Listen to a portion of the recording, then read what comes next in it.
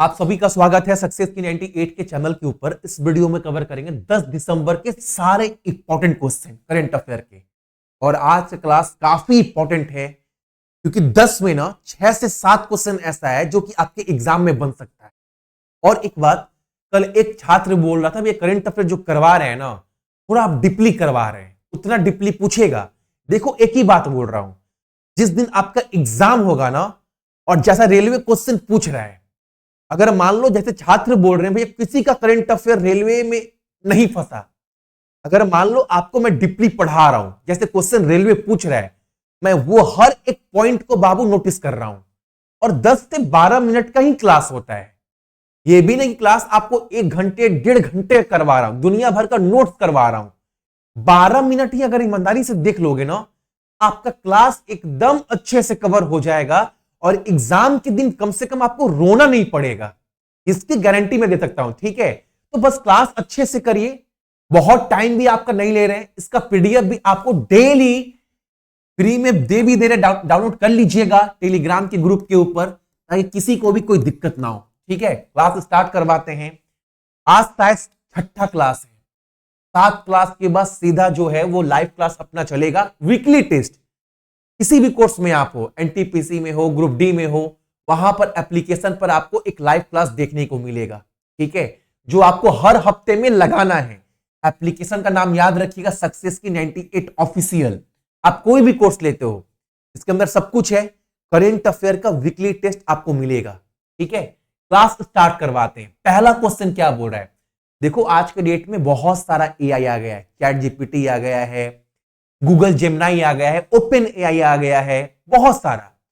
अब क्या हुआ है, रोनाल्डो ने हाल ही में किस एआई कंपनी का ग्लोबल ब्रांड एम्बेसडर बने हैं। यानी इस एआई का ना प्रसार प्रचार करने के लिए ग्लोबल ब्रांड एम्बेसडर किसे बनाया गया है, तो क्रिस्टियानो रोनाल्डो को, जो पुर्तगाल के स्टार प्लेयर है, फुटबॉलर है। अब वो कंपनी कौन सी है, तो वो याद रखिएगा आप सभी, purple steel, option number D. ये बहुत अच्छी है, ये फ्री में मिल रहा है। अगर 8 रात को ना मुंह बहुत खड़खड़ाता है, अगर आपके पास 8 अगर सिम है ना, तो ये आपको बिल्कुल फ्री मिल जाएगा। ठीक है, अगला क्वेश्चन हमारे सामने क्या है, जो कि आज का ये भी क्वेश्चन काफी इंपॉर्टेंट है और लिख कर ले लो, ये क्वेश्चन एग्जाम में बनेगा। अगर मैं बोल दूं ना, अगर मैं आज 10 क्वेश्चन करवा रहा हूं, तो आप याद रखना 4 से 5 क्वेश्चन ना सिर्फ आपको आज की क्लास से देखने को मिलेगा, अलग अलग शिफ्ट में। ये याद रखिएगा। क्वेश्चन आज क्या है, हरियाणा के पंचकुला में हो रहे 11वां, सबसे पहले आपको क्या याद रखना है, 11वां एडिशन है, 11वां भारत अंतरराष्ट्रीय विज्ञान महोत्सव का आयोजन हो रहा है। कौन सा एडिशन, 11वां, जो भारत की विज्ञान आधारित प्रगति को दिखाएगा, साथ ही पारंपरिक ज्ञान को आधुनिक वैज्ञानिक अनुसंधान से जोड़ेगा। जो इस बार इंडियन साइंस फेस्टिवल का जो त्यौहार हो रहा है ना, उसका थीम क्या है, उसका विषय क्या है, ये आपको याद रखना है। उसका जो विषय है इस बार का, वो है विज्ञान से समृद्धि, आत्मनिर्भर भारत के लिए, ऑप्शन नंबर सी। ये तो आपने पढ़ लिया, क्या क्या पढ़ा, तो इस बार का 11वां एडिशन का आयोजन हो रहा है आप सभी का हरियाणा के पंचकुला में इंडिया इंटरनेशनल साइंस फेस्टिवल का, जिसका विषय ये है। ठीक है, अब दूसरी बात, अब जो ये समारोह का आयोजन किया गया, तो ये सम्मेलन हुआ, इसका उद्घाटन किया किसने, तो इसका उद्घाटन किया गया केंद्रीय मंत्री, नाम क्या है, डॉक्टर जितेंद्र सिंह। तो ये सबसे पहला पॉइंट याद रखना अलग से। ठीक है, एक पॉइंट ये याद रखना है। दूसरा पॉइंट, इस समारोह का ना जो स्तंभ है वो 3 रखा गया है, इसके 3 स्तंभ है। वो क्या क्या है, उत्सव, संचार और कैरियर पर प्रकाश, ये 3। तो ये 2 पॉइंट याद रखना है। पहला पॉइंट तो किसने उद्घाटन किया, जो 3 स्तंभ थे वो कौन कौन से थे, तो ये जो 3 पिलर थे वो क्या क्या थे, तो 2 पॉइंट आपको ये याद रखना है दोस्त। और तीसरा चीज याद रखना है, इस बार ना 150 से अधिक तकनीकी और विषयगत सत्र होंगे इसमें। ठीक है, जो जैव प्रौद्योगिकी, अंतरिक्ष, कृत्रिम बुद्धिमत्ता, अलग अलग टॉपिक पर जो है वो चर्चा होगा। ये आपको पॉइंट याद रखना है इस क्वेश्चन से। अब देखो पॉइंट कितना हो गया, एक तो 11 एडिशन है, कहां पर हो रहा है, दूसरा, ठीक है, इसका विषय क्या है, तीसरा, उसके बाद आप देखोगे आप सभी कौन उद्घाटन किया, चौथा, इसका पिलर क्या था मेन, पांचवा, ठीक है। तो ये स्टेटमेंट अगर रेलवे बना देना तो याद रखना सारे पॉइंट। अगला क्वेश्चन क्या है, देखो, जी जान का जोड़ लगाया गया डोनाल्ड ट्रंप के द्वारा कि इस बार नोबेल का ना शांति पुरस्कार इनको मिल जाए, लेकिन नोबेल पुरस्कार वालों ने इनको लात मार दिया, लेकिन इनको शांति का पुरस्कार चाहिए था, कहीं से भी छोटा मोटा कुछ भी हो। तो इस बार ना जो फुटबॉल करवाती है, अच्छा क्रिकेट कौन करवाता है, क्रिकेट का बाप कौन है, तो आप बोलेंगे भैया आईसीसी। उसी तरह फुटबॉल का बाप कौन है, फीफा। तो जो फीफा है ना, वो अपना पहली बार फीफा शांति पुरस्कार जो है, पहली बार ऐसा कोई पुरस्कार निकाली है। क्या नाम निकाली है, फीफा शांति पुरस्कार, फुटबॉल यूनाइटेड द वर्ल्ड। अब ये जो पहला पुरस्कार निकाला गया है ना, पहली बार इस पुरस्कार से सम्मानित ना डोनाल्ड ट्रंप को किया गया है। वो ले लिए बोलकर, प्रमोशन करवाकर, ठीक है। तो आंसर क्या होगा, जो फीफा के द्वारा एक पुरस्कार निकाला गया है जिसका नाम है फीफा शांति पुरस्कार फुटबॉल यूनाइटेड द वर्ल्ड, ये पहला पुरस्कार से सम्मानित किसे किया गया है, डोनाल्ड ट्रंप को, ठीक है।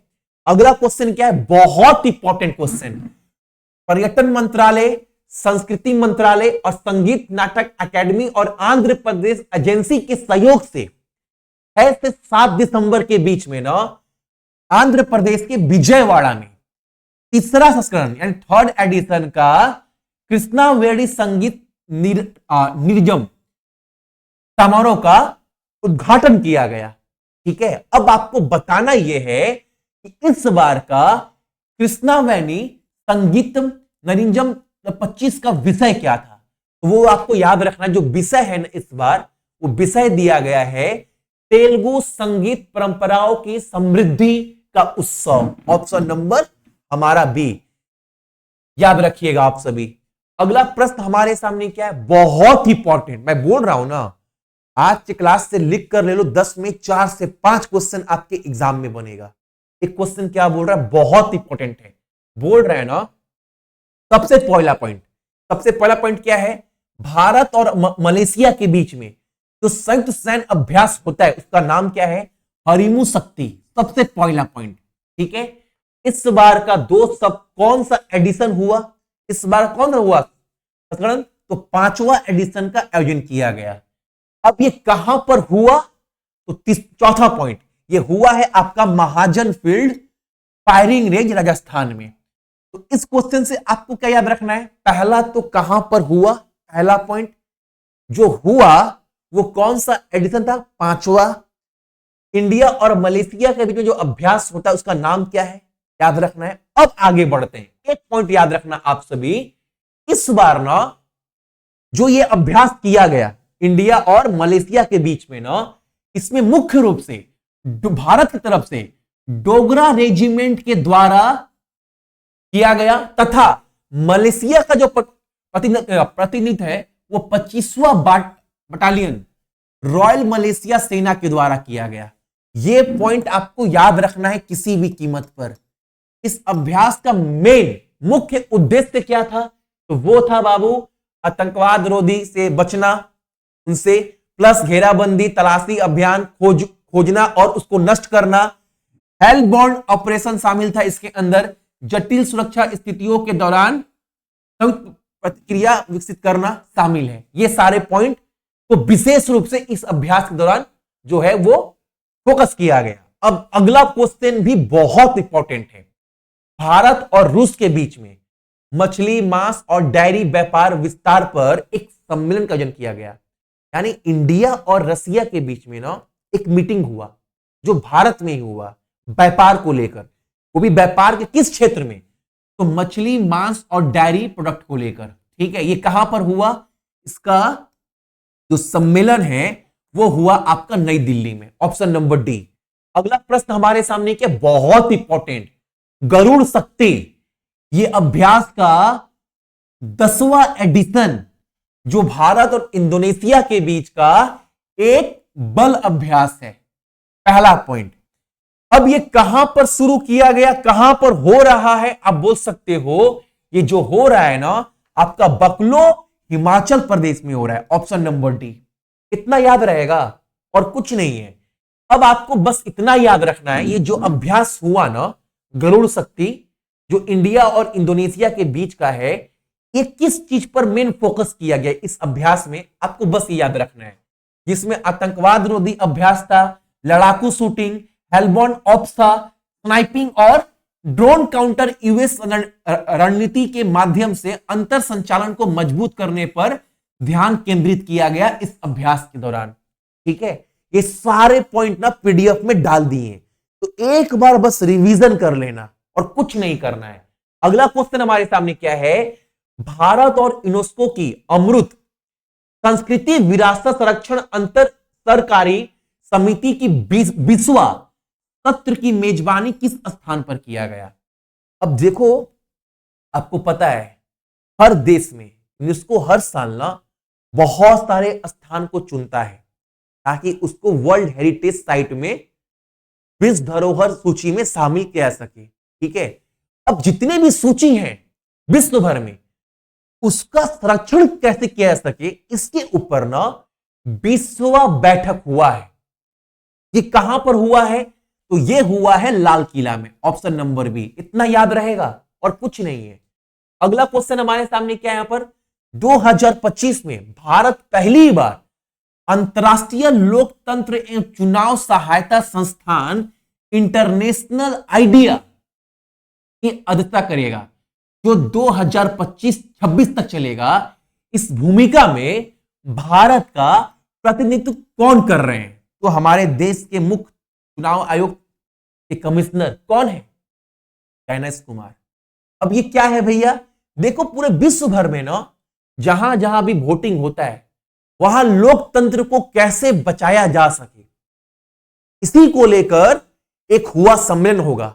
ठीक है, जो हर साल होता है, जिसका हेड कौन है? International idea. ये करवाती है सम्मेलन, जिसमें बहुत सारे देश शामिल होते हैं।